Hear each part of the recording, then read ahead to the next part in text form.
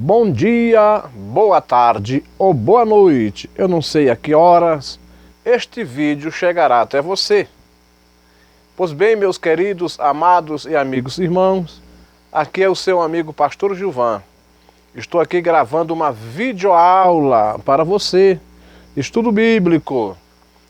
Deus tem colocado no meu coração este propósito de formar lideranças, de trazer conhecimentos bíblicos para o povo cristão. Para você, meu querido, que está começando aí na pregação do Evangelho, você que tem uma chamada de Deus, que sente essa chama ardendo no seu coração e quer aprender mais, mesmo você que não tem uma chamada para o ministério, mas quer ter mais conhecimento das Sagradas Escrituras, você que já está exercendo a obra de Deus, o Ministério Santo, estamos aqui para passar um pouquinho de conhecimento daquilo que a gente tem aprendido da parte de Deus ao longo da nossa caminhada. Eu quero trazer aqui, nesta hora, um estudo bíblico sobre o culto cristão. Culto. O que é culto? O culto envolve adoração, cântico, louvor, dirigido a alguém, a alguma divindade. E o nosso culto é dirigido a Deus, ao nosso Senhor Jesus Cristo. O culto cristão tem uma base bíblica. E o que eu quero falar nesta hora é sobre a base bíblica do culto cristão. Mas para isso a gente vai ler aqui Romanos capítulo 12, versículo 1 e 2. O que o apóstolo Paulo fala à igreja do Senhor, quando ele escreveu ali para a igreja que estava em Roma. Mas só que este versículo também é para toda a igreja do Senhor, em todas as épocas, em todos os lugares do mundo. Paulo diz assim: rogo-vos, pois, irmãos, pela compaixão de Deus, que apresenteis o vosso corpo em sacrifício vivo, santo e agradável a Deus, que é o vosso culto racional. E não vos conformeis com este mundo, mas transformai-vos pela renovação do vosso entendimento, para que experimenteis qual seja a boa, agradável e perfeita vontade de Deus. Meus irmãos, o culto, toda religião tem culto. E culto não é coisa nova. E nós, os cristãos, temos o culto que é dirigido a Deus, que é dirigido ao nosso Senhor e Salvador Jesus. Então, nós vamos entrar aqui agora no nosso estudo sobre a base bíblica. Para alcançarmos uma visão correta sobre o culto cristão, é necessário examinarmos alguns termos usados pelos escritores bíblicos. Aqui tem uns termos, umas palavras assim, que parecem estranhas, mas nós vamos falar essas palavras e depois trazê-las para o português. Por exemplo, latreia. O que significa isso? Seu significado principal é serviço ou culto. Então, já denota aqui que o culto significa o quê? Serviço. Não é somente a gente estar no templo cantando, oh, aleluia, oh, glória a Deus, não. O culto cristão envolve toda a vida do crente, todo o trabalhar do crente. Então aqui, uma das primeiras palavras para culto, como a base bíblica, é latreia. Seu significado principal, repito, é serviço ou culto. Denota o serviço prestado a Deus pelo povo inteiro e pelo indivíduo, tanto externamente no ritual como internamente no coração. Isso quer dizer que nós podemos prestar um culto de forma coletiva, reunidos, todo mundo junto, mas também prestamos um culto de forma individual, externa ou internamente.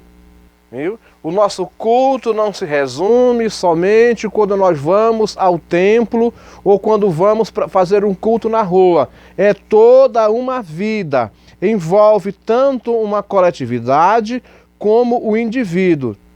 Em outras palavras, culto é o serviço que se oferece à divindade através do culto formal, seja ritualístico ou através de oferecimento integral da vida.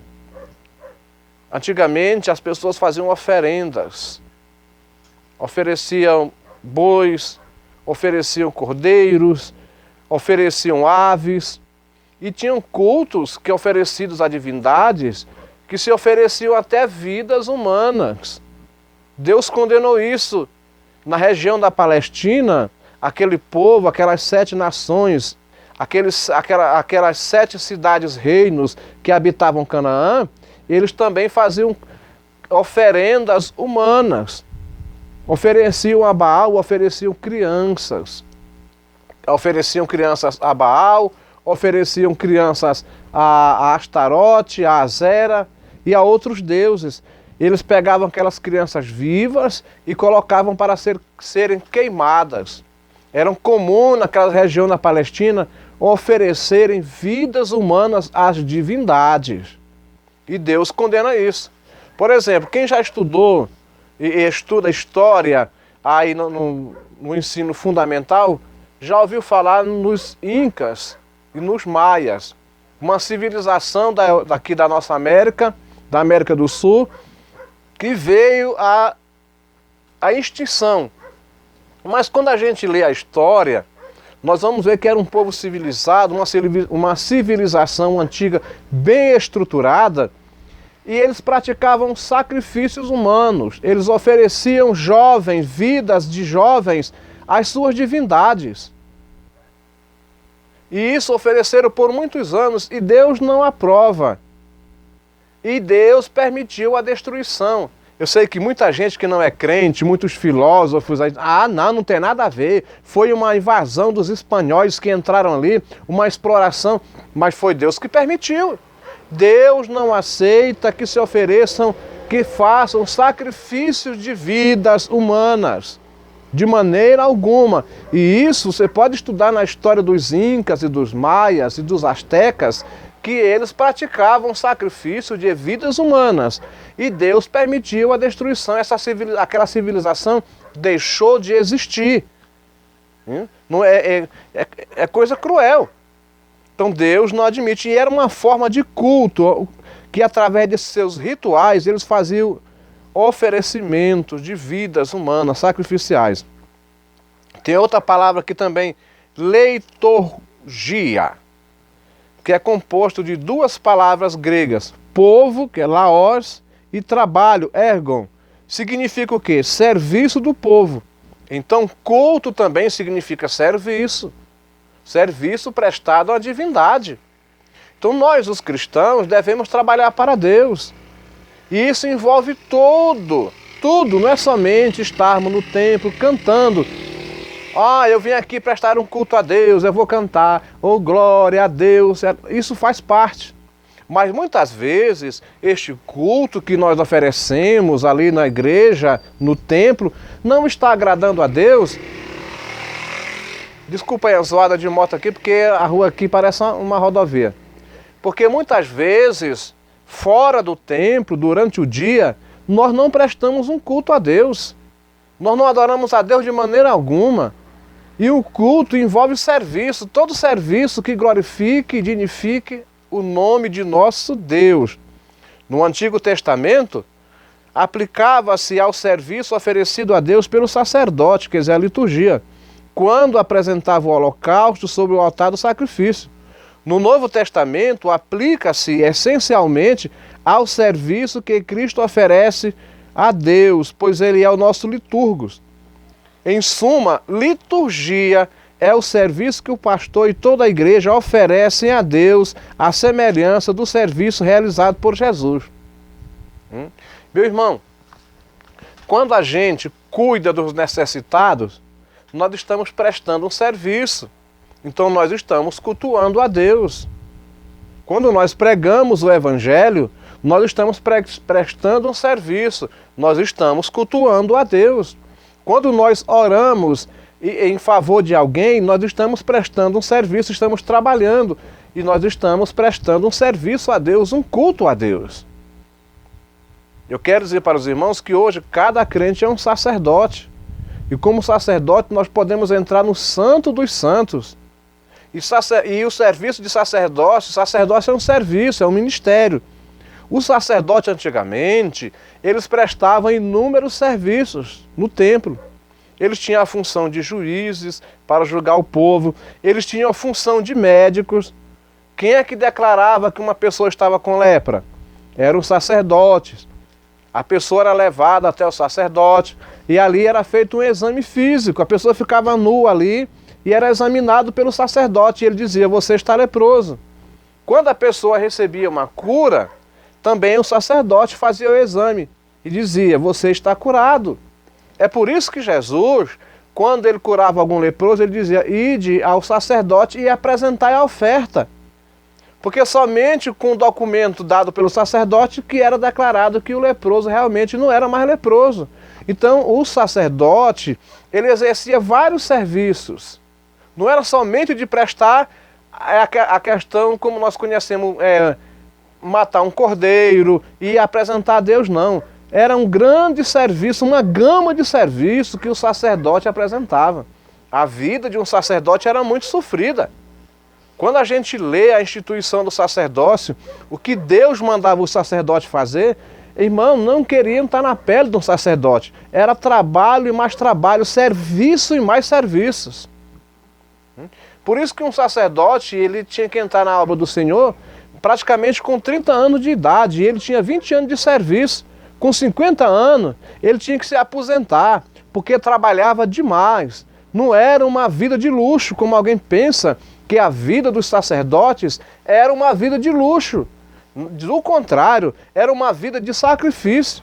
Eles não tinham direito de possuir herdade alguma, de terem fazenda, de terem gados, não. Porque a vida do sacerdote era entregue ao serviço da igreja, a Deus, ao serviço do povo. Eles estavam a serviço do povo. A vida espiritual estava na mão dos sacerdotes, a vida espiritual do povo.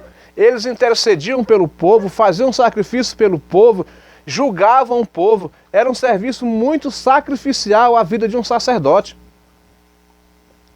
Então nós, como sacerdotes de Deus, prestamos um culto, serviço, uma liturgia. Nós não fomos chamados para sermos preguiçosos, para curtir uma vida de luxo. Cultuar, eu vou cultuar o meu Deus, só cantar. Tem gente que pensa que é só cantar, eu repito, não é. Vamos para a frente aqui. Tem outra palavrinha aqui, engraçada, que diz assim, proskunein. Significa o quê? Beijar. No Antigo Testamento significa curvar-se. Tanto para homenagear homens importantes e autoridade, como para adorar a Deus. No Novo Testamento denota exclusivamente a adoração que se dirige a Deus. Meus irmãos, vocês já viram na Bíblia muitas vezes a passagem que diz assim, e fulano adorou, por exemplo, a mulher Marta, irmã de Maria, irmã de Lázaro, quando ela foi diante de Jesus, a Bíblia diz que ela adorou. Não fala que ela adorou? Mas não é que ela chegou dizendo, Senhor, Tu és o grande, o Rei dos reis, o Senhor dos senhores, não. Aqui essa palavra quer dizer o seguinte, que ela se curvou. É o que está nessa palavra aqui, né, que eu li para os irmãos, proskunein. Quer dizer, se dobrar, se curvar. Foi o que aquela mulher fez. Foi o que Marta fez. Ela chegou diante do Senhor e se curvou. Aí eu vejo o pregador dizendo, a mulher adorou. Como se ela tivesse chegado diante de Jesus, tivesse cantado, tivesse feito uma adoração, dizesse, um elogio, ó Rei dos reis, ó Senhor dos senhores, não. No caso, não é Marta, é Maria, quer dizer. Maria não fez isso. Ela se dobrou. Então, essa forma aqui de se dobrar, muitas vezes você vai ver aí quantas pessoas chegaram diante de Jesus e se curvaram diante de Jesus. Por exemplo, quando Jesus chegou naquele episódio do jovem lunático, aquele homem se curvou diante do Senhor. E em outras traduções vai dizer assim, adorou. Não é que ele chegou de reconhecendo Jesus como Deus, não. Mas ele se curvou, ele tinha Jesus como uma autoridade. Então era um modo de se curvar ou beijar na mão. Pois bem, em lugares onde tem um catolicismo muito forte, tem aquele costume da pessoa beijar na mão do sacerdote, beijar na mão do padre. O que é isso? É um ato de reverência. Porque culto também é reverência. Então, quando as pessoas se curvavam diante de Jesus, eles estavam prestando um ato de reverência. É um culto. É uma adoração. Não significa que a pessoa vai dobrar, que as pessoas se dobravam diante de Jesus cantando, não. Quando se fala, então é por isso que é preciso a pessoa estudar o significado das coisas na Bíblia, culto, adoração, louvor. Né? Então nós vemos aqui, ó, que é beijar. No Antigo Testamento significa curvar-se, tanto para homenagear homens importantes e autoridade, como para adorar a Deus. No Novo Testamento, denota exclusivamente a adoração que se dirige a Deus. Em seu emprego absoluto, significa participar do culto público, fazer orações, entoar hinos e adorar. É um conjunto de coisas, viu? Esta adoração compreende o ato externo e a atitude interna correspondente. Outros termos aqui. Os vocábulos Eusébia, eu não estou falando Eusébia porque não tem um acento, é Eusébia, quer dizer piedade. Tem também o nome aqui Trefeia, que significa religião. Aparece no Novo Testamento para expressar a conduta do adorador. Uma pessoa piedosa, uma pessoa religiosa. Até a nossa conduta também mostra se nós estamos cultuando a Deus ou não. Se somos piedosos, pessoas amorosas, bondosas, mostra quem somos nós. Tem muita gente que se diz religioso e crente, que alguém olha assim e diz, para mim ser crente que nem esse daí, esse cara é ruim, esse cara é mau, esse cara não tem amor, esse cara não tem piedade. Mas quando é uma pessoa piedosa, essa pessoa é bondosa, essa pessoa tem Deus na vida, saiba que isso está glorificando a Deus, está cultuando a Deus. Agora vamos ver aqui um embasamento teológico para isso. A adoração cristã se fundamenta na nova aliança. Está franqueada ao crente a comunhão com Deus pelo novo e vivo caminho aberto por Jesus Cristo. Portanto, ofereçamos sempre a Ele, Jesus, né, sacrifício de louvor. Em todo o Novo Testamento temos informações importantes sobre o culto. É um culto, a adoração. Irmãos, é interessante que muitas pessoas confundem ou só levam por um lado, repito aqui, o culto, a adoração só na forma de cantar. Irmão, faça que não Daniel. Daniel adorava a Deus, é por isso que ele não foi comido pelos leões. Como se Daniel estivesse dentro da cova só cantando. As pessoas querem anular a oração e só incentivam as pessoas a cantarem, tirando a importância da oração. Todos os homens de Deus venceram orando, meus queridos, de joelhos no chão. Depois daqueles cantavam. Eles não cantavam primeiro, eles oravam primeiro. Isso significa adoração. Está orando de joelho no chão, está adorando. E as pessoas acham que adorar é só se cantar. Eu vim nesta noite adorar a Deus. Aí pega o microfone, eu te adoro, Senhor. Não. Não, não, não. Isso é maligno. O diabo, para afastar os crentes da oração, trabalha na mente desses compositores, desses hinos, somente a questão, cante, cante, cante. O cântico é indispensável na vida do crente. O cântico é indispensável no culto. Não podemos deixar de cantar, porque quando cantamos, louvamos. E o que é louvar? É quando a gente elogia. Você já viu que é isso o hino? Elogiar, exaltar. Tu és grande, tu és soberano, tu és poderoso, tu és o Rei dos Reis, tu és aquele que me liberta, tu és aquele que opera na minha vida, só a ti pertence o louvor. Aí sim nós estamos louvando, nós estamos cantando, aí isso faz parte da adoração. São elementos do culto. Os elementos do culto são o quê? O cântico, que é o louvor, a oração, a contribuição, a pregação da palavra, tudo isso faz parte do culto. Vamos aqui. O culto, teologicamente, tem um mediador. O culto cristão é mediado por Jesus Cristo, um sumo sacerdote que se identifica com os adoradores. Jesus é o nosso sumo sacerdote e nós somos sacerdotes. E Jesus é o mediador desse culto.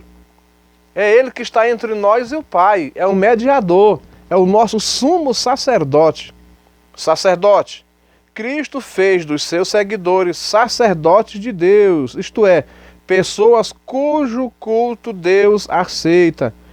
Nós vemos isso em Apocalipse, no capítulo 1, versículos 5 e 6, e também nos capítulos 5, versículo 8 a 10, quando João viu os anjos cantando, dizia: digno é o Cordeiro de abrir o livro, que para Deus comprou com seu sangue homens de toda a tribo, raças, línguas e nações, e para o nosso Deus os fez reis e sacerdotes.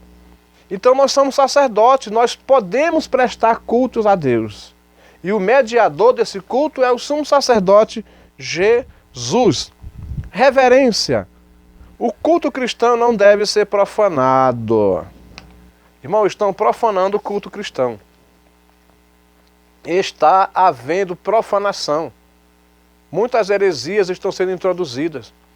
Hoje se entra no templo, antigamente quando entrava no templo, e principalmente na hora da oração, o povo entrava calado, quieto, para não perturbar quem estava orando. Hoje não. Você está num templo, o povo está orando, o irmão pega uma guitarra, vai afinar a guitarra, atrapalha quem está orando. O outro pega um telefone e vai telefonar dentro da igreja. Num canto senta uma dupla de irmãs e ficam conversando, do outro lado outros irmãos conversando e atrapalham a oração. Não tem reverência. Os templos evangélicos hoje são templos onde os irmãos são irreverentes. Não se dobram para orar, não dobram o joelho. Na hora da oração, infelizmente, irreverência total. E o culto tem que ter reverência. É o povo dentro da igreja com o celular, direto olhando ali o WhatsApp, Facebook. Eu fico sentado no púlpito da igreja, e o púlpito do templo lá onde eu congrego, ele é alto. E a gente lá de cima vê tudo que está embaixo. Eu fico prestando atenção àquele povo, aquele monte de irmãs e jovens com celulares na mão, ligado, tirando foto, fazendo selfie. É falta de reverência no culto. Culto tem que ter reverência. O culto é oferecido com reverência e temor. A natureza do culto. O culto cristão não é meramente um evento sociocultural. Não é uma festinha. Vamos fazer um evento cultural, como alguém que vai fazer um aniversário ou a celebração de alguma coisa. Não. O culto não é meramente, não é uma coisa que... um evento sociocultural. É uma adoração a Deus. Então merece reverência, temor. Nós devemos entrar no templo diante de Deus com temor e tremor. Deus odeia isso, é por isso que muitas igrejas estão frias espiritualmente, o povo morto, sem vida. E sabe de quem é a culpa? É dos pastores. Meus queridos, vocês que são pastores de igreja, levem a coisa a séria. O crente não quer adorar de verdade, deixa embora. Não, irmão, o pastor não pode estar sujeito aos membros da igreja de jeito nenhum. Senão vai para o inferno todo mundo. Não é brincadeira ser crente, meu querido. É sério. O inferno existe.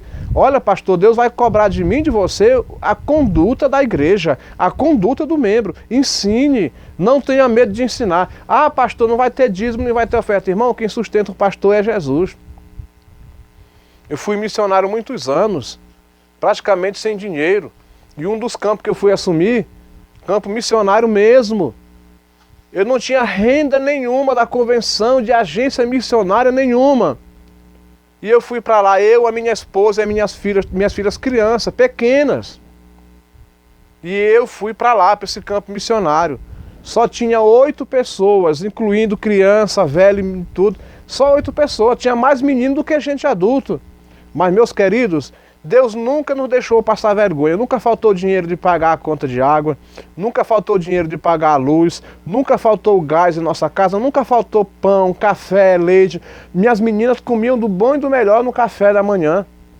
Nunca faltou arroz, feijão e carne, nada.